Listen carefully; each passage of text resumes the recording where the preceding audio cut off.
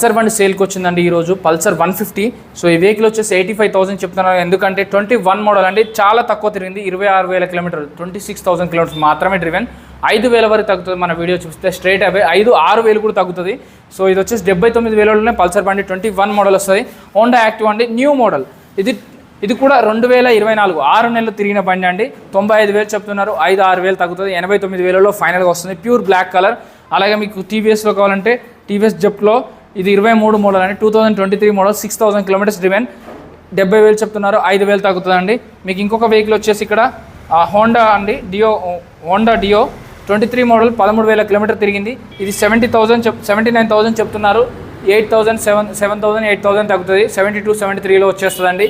So వీళ్ళ దగ్గర మీకు బుల్లెట్లు కావాలంటే బుల్లెట్లు కూడా ఉన్నాయండి, చూసుకోవచ్చు. 5-6 బుల్లెట్లు ఉంటాయి. మీకు స్టాండర్డ్లో కావాలంటే డ్యూక్లో కావాలన్నా, ఎంటీలు కావాలన్నా. బైక్స్ 5 మూసాపేట్ గుడిషెట్ రోడ్లో ఉంటుంది.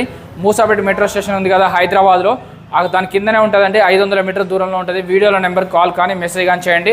చెక్ చేసుకోకుండా ఎక్కడ బండి తీసుకోవద్దు. టెస్ట్ డ్రైవ్ చేసుకొని తర్వాత తీసుకోవచ్చు. సో వీళ్ళు కొంటారు, అమ్ముతారు, ఫైనాన్స్ చేస్తారు, రీఫైనాన్స్ చేస్తారు, ఆర్టీఓ వర్క్స్ కూడా చేస్తారు. జై హింద్.